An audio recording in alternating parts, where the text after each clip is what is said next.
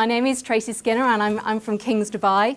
I managed somehow to park way over there this morning, so it's given me just enough time, so hopefully it's a healthy glow rather than bright red when I first arrived, and my shoes are still covered in sand, so don't zoom down and have a look down there. I've been asked today to talk about the move between a 2D to a 3D curriculum, and it was a bit of a challenge trying to work out who would be here. So if you can just give me a little show of hands, and then I sort of know the audience a little bit more. Can I ask you if you are classroom teachers? If I've got school leaders? I've talked about this presentation probably about 5 or 6 times this week or over the last month. We obviously introduced it to our new teachers when they were doing their induction, and also introduced it to parents because it's something that we introduced last year and have really taken off with it. So I'm going to try and impart some of the journey that we've been through along the way, and hopefully we'll have time for questions at the end. Curriculum falls under me within school. That's my umbrella, and trying to limit me to a certain time limit is often difficult as I ramble on and go off at tangents. So if I get to a certain time, then please, say that's enough. I'm sure that the majority of us here work along a theme-based curriculum, where we work out where we want to teach things, where we piggyback things together, where we make the most of our timetable.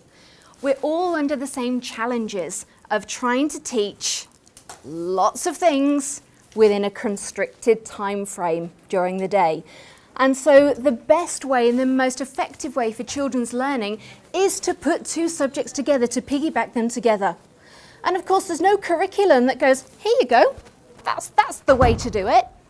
Because A, that doesn't give you the flexibility, it doesn't give you ownership, and it's not linked to the children. But it doesn't exist either. So I don't know how you do it, but at the beginning of the year, one of the most exciting things is, it's like writing your birthday list, is where you write down everything that you would like. And we start from absolute scratch. Anybody else start from absolute scratch? Yeah, I see some nods around the place. And, at first you think, my goodness, where am I going to put everything? How does it all link together? And so we get all the objectives out, we follow the English national curriculum at King's, and we put all the objectives out, all the skills, it's a skills-based curriculum, and we start cutting it up. And we say, right, okay, I'm going to put history with art, because those 2 things are really going to fit together. And I can teach the 2 lessons in one, I can piggyback, I can interlink the 2 learning. I'm going to put that science goes really well with that piece of DT. And I'm going to piggyback those together, and that's how we build up our theme lessons. I'm sure many of us work along the same lines. We're interlinking it. And what many of us have done for years is try to make that as relevant as we possibly can for the children. So we look at real life, what's going on in the world around us? How can we make it relevant to them? We have to look at what's going on in Dubai, because children learn best from what's around them, what they can actually go and see, what they can actually go and touch, what they can visit, what they can gain experiences from. And so we try and make it within a context that's relevant to them, and what's going on around the world. When the Olympics are on, how could we link that in, making it relevant? So what do I actually mean by a 2D curriculum? Because that's what this presentation is all about. 2D for us is the basic knowledge and the skills. Knowledge is what the children need to know. They're the facts. So if I'm looking at Jack and the Beanstalk. Jack and the Beanstalk is a story that many children know.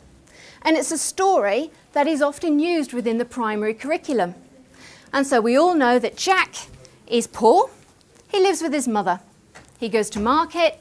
He sells the cow for beans, and Mum's really cross. He throws the beans out the window, and brilliant, this amazing beanstalk grows. We use this often. And so what knowledge do we want the children to learn? Well, knowledge, Jack's poor. We know that. Jack gets beans. Jack throws them into the garden. The beans grow. These are all basic fact-finding skills. Okay, this is knowledge. We need to know these things about the story. But if we think about knowledge, does it ever change? Well, Jack always still buys the beans.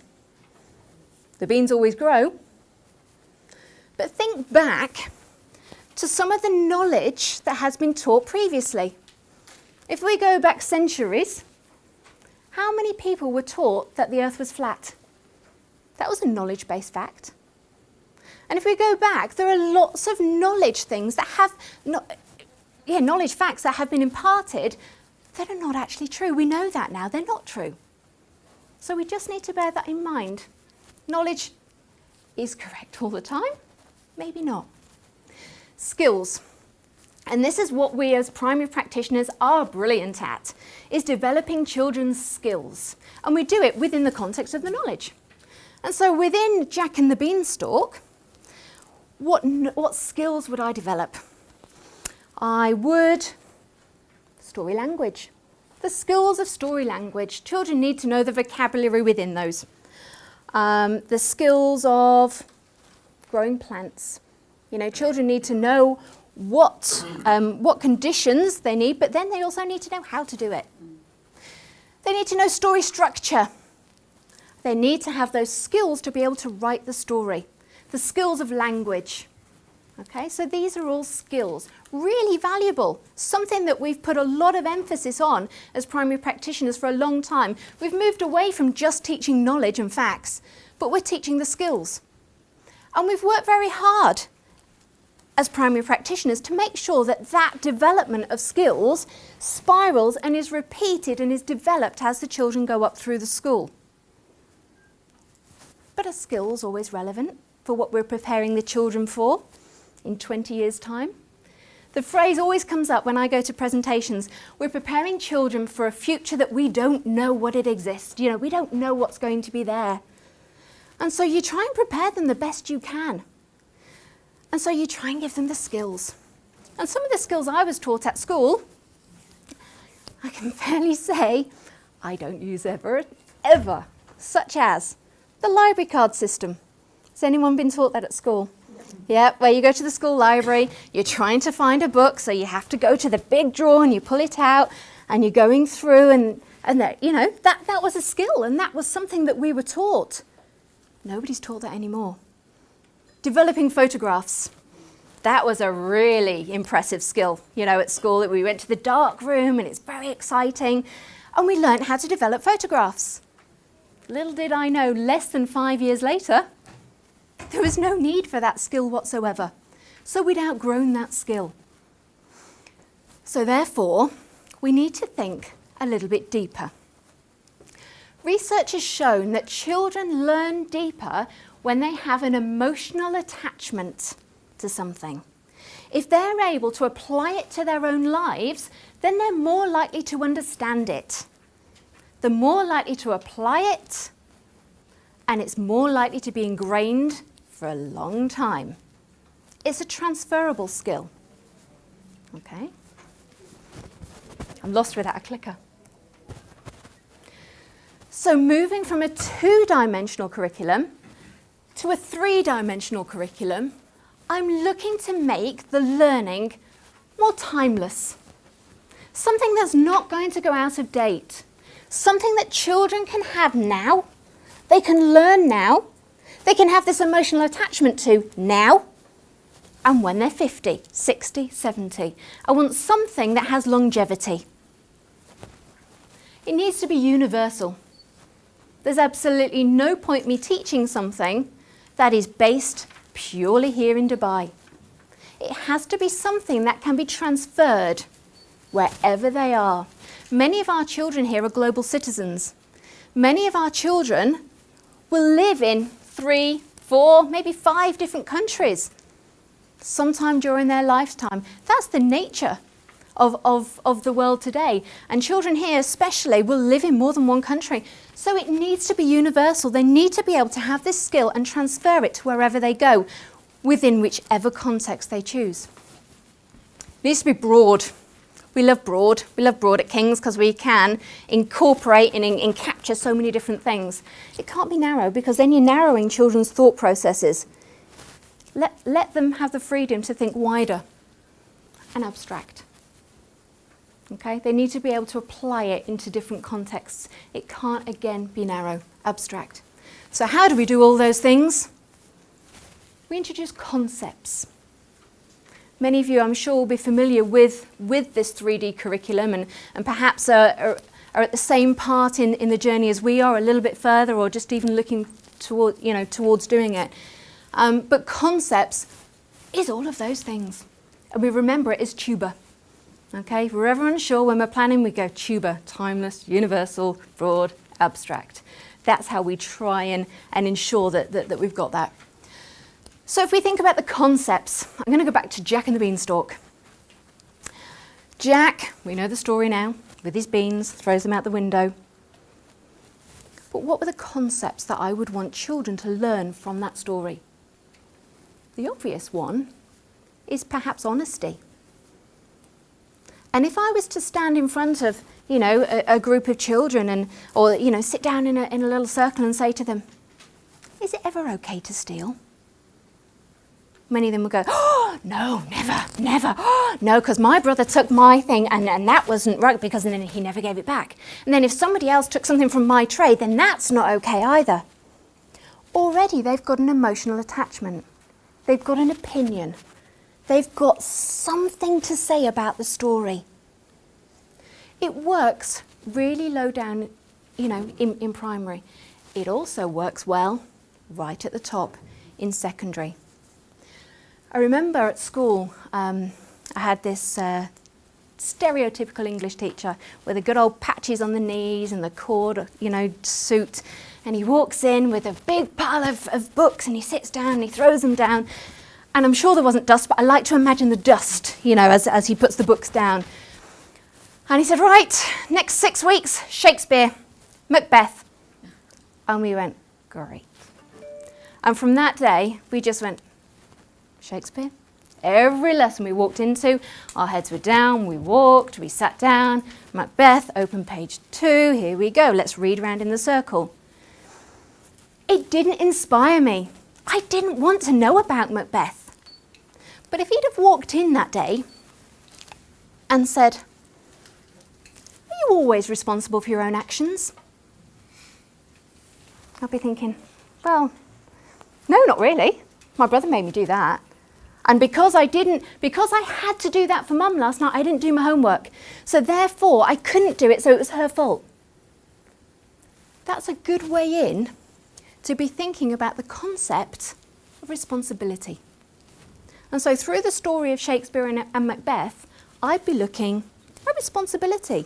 And the children would be able to link it to their lives, most importantly, but then they'd also be able to link it to a case study. And this case study would be Shakespeare. They'd still know the knowledge. They'd still know the story of Macbeth. They'd still know about the woman. They'd still know about the kings. They'd still know about all, I can't even remember the story. They'd still have the skills, the vocabulary. The vocabulary of Shakespeare is a skill in itself. And the storytelling that goes with Shakespeare, that's a skill. Acting, the drama that goes with it, you cannot learn Shakespeare without acting it out. You've got to be drama somewhere. I would still have the knowledge. I'd still have the skills, but I'd have the concepts as well. I'd bring that learning deeper and deeper, making it relevant to them.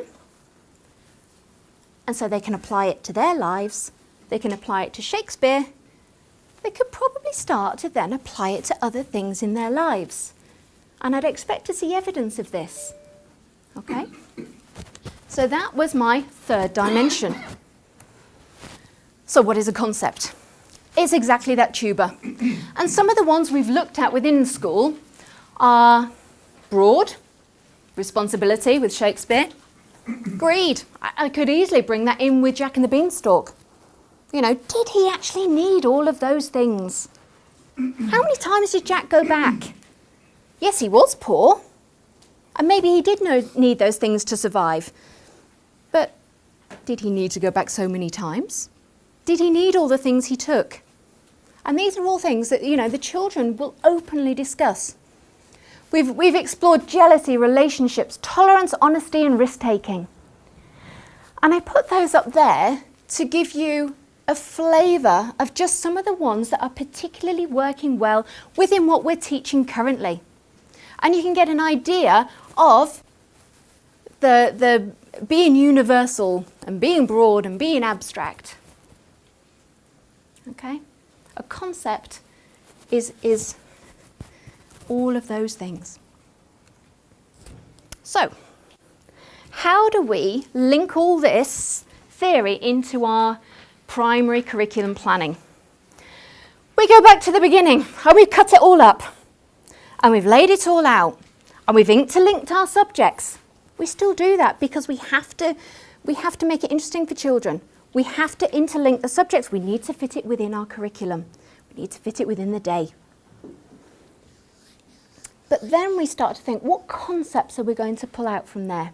So is it greed? Is it honesty? Is it responsibility? What is the thread that pulls this theme together? What can you develop all the way through? What can the children have this emotional attachment with? And how can we get them interested? So we have, I'm very visual.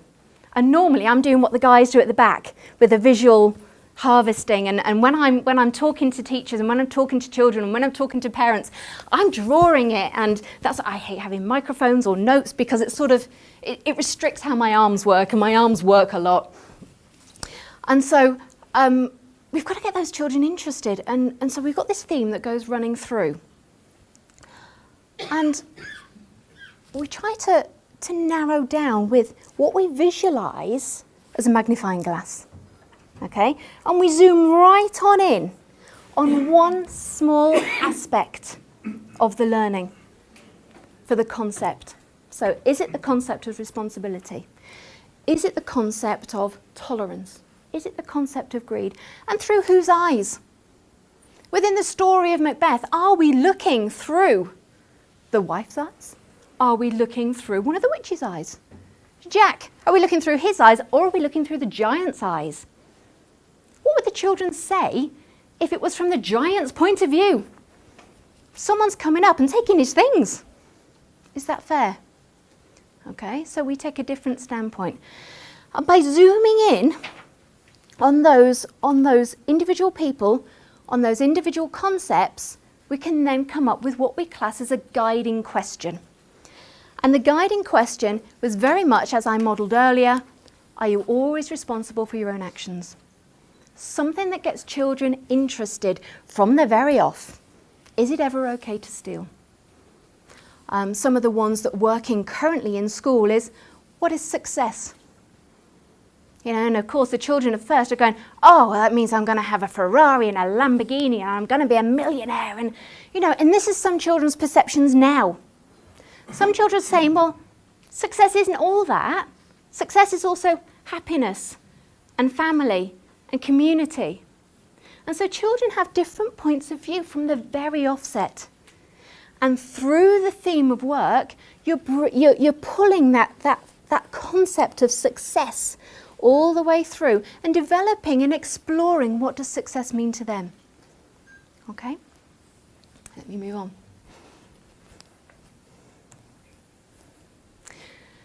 This is a book that I know very well. Oliver's Vegetables. It's one of my favourites. I tried the Macbeth with parents last week and it didn't go down that well. So I said, should I just get a picture book? They were like, yes, please. So here we go, picture book.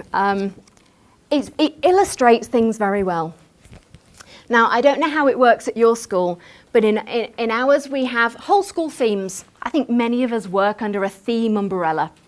And they are broad. This umbrella is broad because it has to be appropriate for every year group. So FS1 to Year 6 in the primary curriculum has the same title. Now the one that I used when I was in the classroom was this one, Inside Out, Inside Outside. And we link science to literacy. That was our main thread. And we piggyback the two together. We interlink those two lessons together. We thought about what grows inside, underneath the soil, to what grows outside. Can you tell? You know, a carrot, does a carrot look like a carrot outside as the carrot does underneath the ground? No.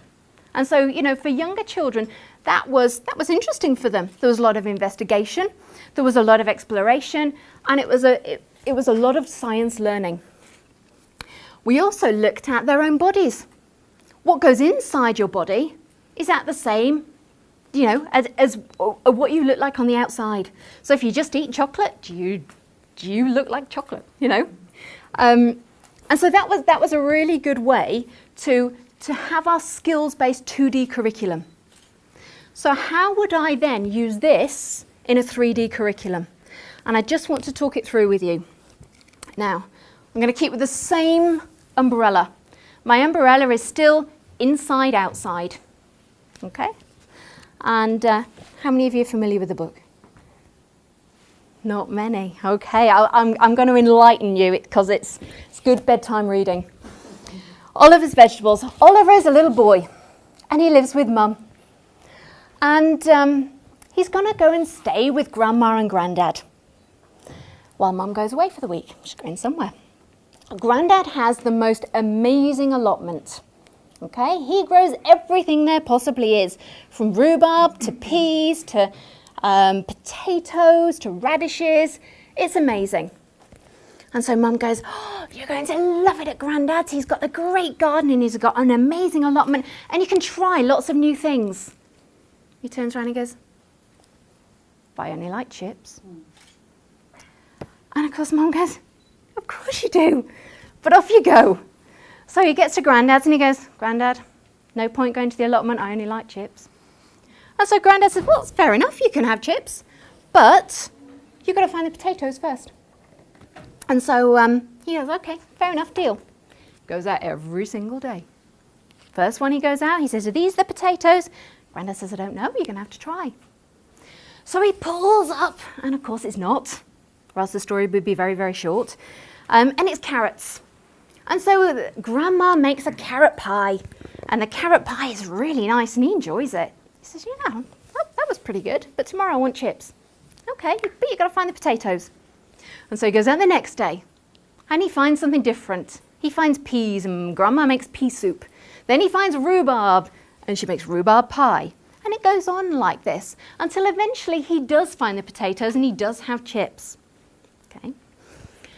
So my umbrella of inside outside, you can see how that would link to a 2D curriculum. Okay, I know I can find facts in the story. So you can ask me, you know, what did Oliver dig up first? Oh, Oliver dug up the beetroot first. Okay, these are skills. They're very fact finding. Not the skills, they're knowledge, fact finding things. Skills. What skills would I learn from this book? Again, you know, story language, story structure, growing things, you know, build a little allotment in your outside area and find out how things grow. Really link it to your science curriculum, link it to your body. How do you develop? How does how you grow differ from your brother grows? How does, it differ from a dog? You know, you can link all of those things in. That's your 2D curriculum. Let's make learning a little bit deeper.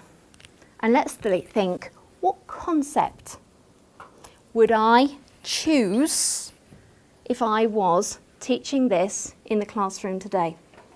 Now, normally I'd say, turn to the person next to you, and what comes up in your head. But I will spare you that this morning. And I would say, conceptually, you know, thinking about my conceptual lens, who am I going to zoom in on? Is it going to be Oliver? If it's Oliver, going through his eyes, my concept is probably risk-taking. And I would, before I even introduce any of this to the children, I'd say, you know, is it always nice trying new things? Depends where you go. Depends what you do. Depends what it is. It opens up discussions and children have an opinion already. Oh, well, definitely, when I went to Wild Waddy, that was amazing. It was the first time I ever did it. Well, someone else says, oh, no, I didn't want to try it because I saw what somebody else did. They're starting to talk. They're starting to make that connection between my guiding question and their real lives. I'm then going to bring them back to Oliver. And I'm going to say, you know, he was a bit of a risk taker. You know, he tried new things. Was it always successful? You know, and we develop it through Oliver's eyes, being a risk taker. If I was looking at Grandad, and I always think about my granddad at this point, because granddads are always incredibly tolerant. And even though he doesn't want to go out every single day and have someone digging something up from his allotment or picking his flowers and, you know, all of those things, granddads are tolerant. And so I would try and develop that concept all the way through.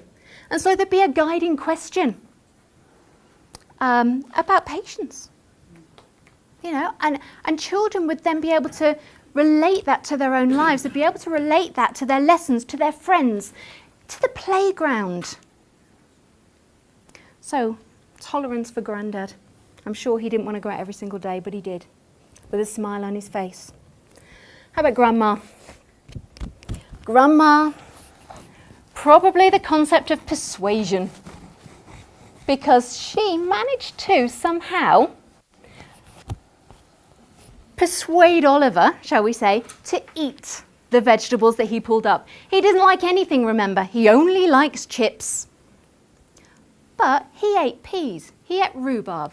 He ate, I'm trying to think what else, the beetroots. He ate the radishes and the cabbages. He ate all of those things because the way it was packaged, because of the relationship that he had with Grandma and the way that she guided him through that. Okay, so 3 different ways there. So, we've got our broad umbrella, which all of our learning falls underneath. We've got our hooks to learning, which I'm sure you all have. You know, a giant comes into year 1 and you've got big footprints everywhere and the children go, oh, wow, you know. Everybody has hooks, get children into the learning. But then we're going to make them think even deeper. We're going to encourage them to have that emotional attachment by looking through a lens, through a small section of the story, and finding a way to weave it through the learning. And then the guiding question, something that entices them in, something that makes them think, great, Shakespeare. Okay? You get them involved, get them thinking about it from the very, very beginning. We introduced this last year, and it was quite a step, I would say, for many teachers to actually pull their planning together and find the concept that strung between it all. That was quite a challenge. So we did a lot of workshops, we did a lot of staff meetings on just what is a concept, because lots of people wanted to say it's all about. They wanted to put a context behind it. When you go to the park, it's about trying new things. Okay, so what is that? What's the concept? And so as a school, we found that we did lots and lots of workshops with teachers, with LAs, just trying to develop that. So what was the concept? We found the guiding question actually quite easy, because teachers automatically do this. They automatically get children thinking about something that's going to interest them. Okay, but the challenge was to link the two together with your 2D curriculum and make it deeper. And it's very easy to start at the beginning of your theme and go, so, is it ever okay to steal? Or, who's responsible for your actions? And you can start it off and the next few lessons go amazingly well and you think, I love this concept-based curriculum. You know, I'm really on for this. 6, 7, 8 weeks down the line, you're like, I've still got my knowledge and I've still got my skills, come on, let's get this through. And so what we were very, very conscious of was thinking, what are we looking for at the end? What is our end result? Let's plan backwards. Okay, so if I'm starting off with this guiding question, how will I see evidence of it? Right down here at the end result. Am I looking for drama? Am I looking for a letter, say to Oliver, okay? Saying, Oliver, you need to try this. I've just been to the fruit and vegetable market in Dubai and I've found this new fruit. I never knew it existed. I don't really like to try new things, but you really should try it because it's really tasty. For me, that would be the language skills, the knowledge of letter writing, the structure, you know, the format, but also a knowledge of the concept of risk-taking. Because normally, that child might not have done that. They'd have gone to the fruit and veg market and go, oh, I don't know what that is, I'm not even trying that. Oh, I'll have a banana. Because they know they like it. But as it's been woven through all the way to the end, you've got evidence here of your concept. There's no national curriculum attainment levels for concepts. You have to decide how you are going to assess it. What does it look like in your school? And we're all going to be different. We're all going to need different requirements. We're all going to need different levels of evidence. But that letter for me would capture how much they understood the concept. If the children were to put on a play, would there be links between their lives and the case study? If it was a piece of art, what would it depict? And so we thought about the end product, and so we're focused from there to here. And we're finding that the children, from the outset, are completely engrossed, completely, they want to find the answers to some of these things. And the guiding questions are open. They're on purpose. And so children can relate it to different areas of their lives. They can read as deeply into it as they want to at this stage. And the debates and the discussions that are going on are at a much deeper level than sometimes you would expect.